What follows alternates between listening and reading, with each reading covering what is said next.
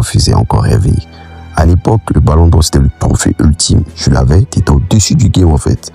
Platini, Van Basten, Zidane, Ronaldo R9, Ronaldinho. Personne ne pouvait discuter du Ballon d'Or de ces mecs-là. Chacun de ces mecs-là, lorsqu'il gagnait, c'était logique, respecté, puis mérité. Personne ne pouvait remettre en cause le trophée du Ballon d'Or. C'était le Graal du football. Puis les années 2000 sont arrivées et les embrouilles ont commencé. Parce qu'en 2001, Owen prend le Ballon d'Or alors que Raoul et Totti sont beaucoup plus dominants. En 2003, Pavel Nedved gagne également le Ballon d'Or, mais franchement, il pouvait s'asseoir à la même table que Thierry Henry en 2003. Mais je ne dis pas que Nedved n'est pas une sommité du football. Nedved, il faut respecter. Il faut respecter Nedved. Mais finalement, à cause de ces petites tractations-là, Thierry Henry n'a jamais eu un Ballon d'Or. Vous imaginez la dinguerie. Thierry Henry n'a jamais eu un Ballon d'Or. Pourtant, il fait partie des attaquants qui ont marqué le poste, qui ont révolutionné le jeu. Mais il n'a jamais eu de Ballon d'Or. Depuis, les gens commencent à se dire, attends, il y a un problème là. Puis, arrivé l'ère Messi, Cristiano Ronaldo, entre respect mais overdose, parce que à leur avènement, ces deux extraterrestres ont quasiment tout pris dans une période de 2006 à 2017 parce que c'est presque eux qui ont tout gagné comme trophée du Ballon d'Or. Ça a créé une lassitude en fait. Le souci c'est que dans cette période, il y a des mecs qui se sont volés. C'est le but de cette vidéo en fait. En 2010, Schneider triplé avec les finale de la Coupe du Monde ou Iniesta, buteur au mondial de la Coupe du Monde, vainqueur de la Coupe du Monde avec tout ce que Barça gagne l'année-là et remporte également. Les deux avaient des solides arguments. Et pourtant, c'est Messi qui gagne. Je comprends pas. Et je vois plus de personnes essayer de justifier ça. Mec, ferme ta bouche. Ferme ta bouche. Parce qu'il n'y a rien à dire, en fait. Messi ne méritait jamais de gagner ce ballon d'or là. Pas du tout.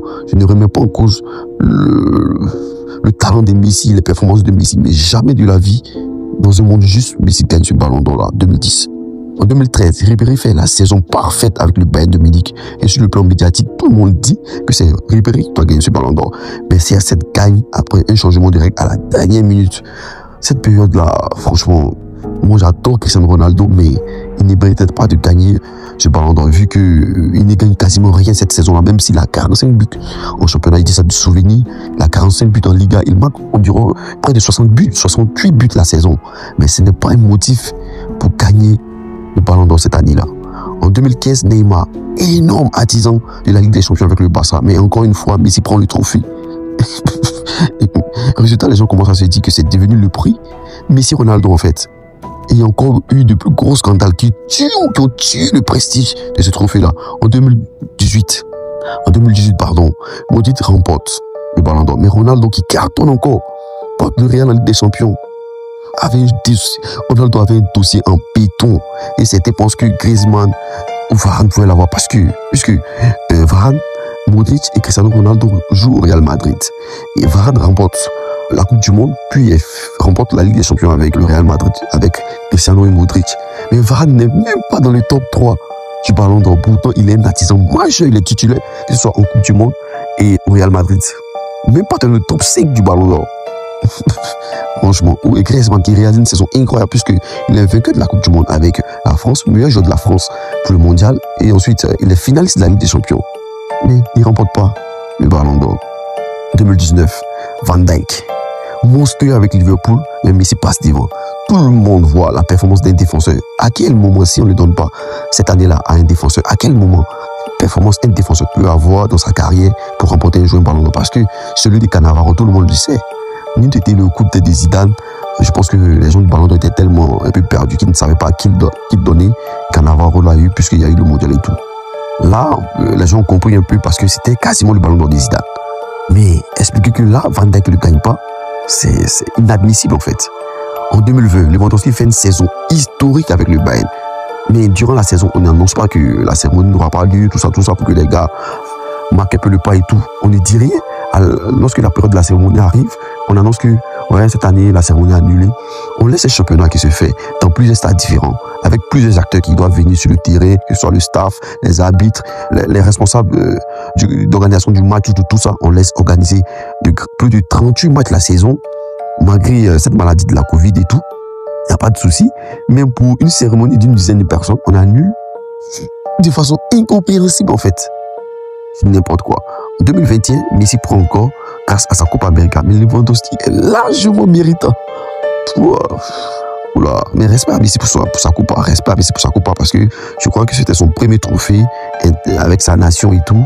Donc on a voulu récompenser ça. Mais c'est stupide en fait. Ensuite, en 2023, Messi encore cette fois pour sa Coupe du Monde.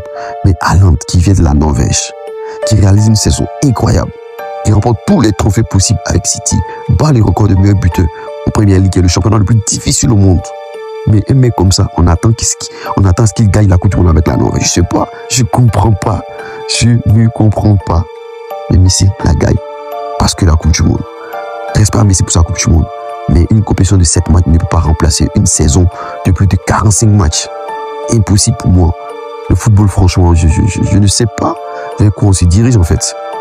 Rebelote, en 2024, Vinicius Junior fait une saison énorme avec le Real Madrid. Ligue des champions patron et le ballon d'or part encore à un autre. À Rodri.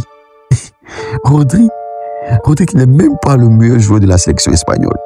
Parce que même s'il gagne le trophée du meilleur joueur de la sélection, parce que j'ai pas compris, la performance de Lamine Yamal et Fabien Ruiz est 10 fois meilleure à celle de Rodri. On a eu des yeux pour regarder cette compétition. Et tous les analystes le disent. Fabien Ruiz, Lamine Yamal et Nico Williams ont été des joueurs déterminants à la victoire de l'Espagne pour l'Euro. Mais on la donne à Rodri. Finalement, on ne sait plus. Le ballon d'or est devenu comme un tirage au sort. On ne sait même plus qui est le vainqueur. Tellement il y a des magouilles. Bon, bref. Aussi, le trop des trophées tue le trophée. Parce qu'en parallèle, il y a trop de cérémonies. Le ballon d'or, le Best UEFA Award, Globe Soccer Award. Chaque jeu finit par avoir un trophée à montrer. Résultat, le ballon d'or a perdu de son aura. Même le jeu dit, ce qui compte, c'est les titres collectifs, pas les paillettes en fait. Et ils ont raison. Donc, normalement, il y a la chute du mythe. Aujourd'hui, le ballon d'or, c'est quoi? Un prix marketing influencé par les sponsors et la hype. Un prix nostalgique respecté parce qu'il a une histoire, mais qui ne fait plus du tout rêver. Un prix critiqué où chaque lauréat se fait démonter après les débats parce qu'ils n'ont aucune légitimité envers les légendes. Aucune légende du football ne respecte ces ballons d'or à polémique-là. Tu es désavoué par tes pairs. Donc, finalement, à quoi c'est ce trophée-là? Personne ne te respecte. Bref. Pour terminer, je puis dire que le ballon d'or, c'était la coupe sacrée du foot. Le trophée que tu montrais fièrement toute ta vie. Maintenant, c'est devenu un sujet de clash sur Twitter. Sa chute, c'est une vraie tragédie.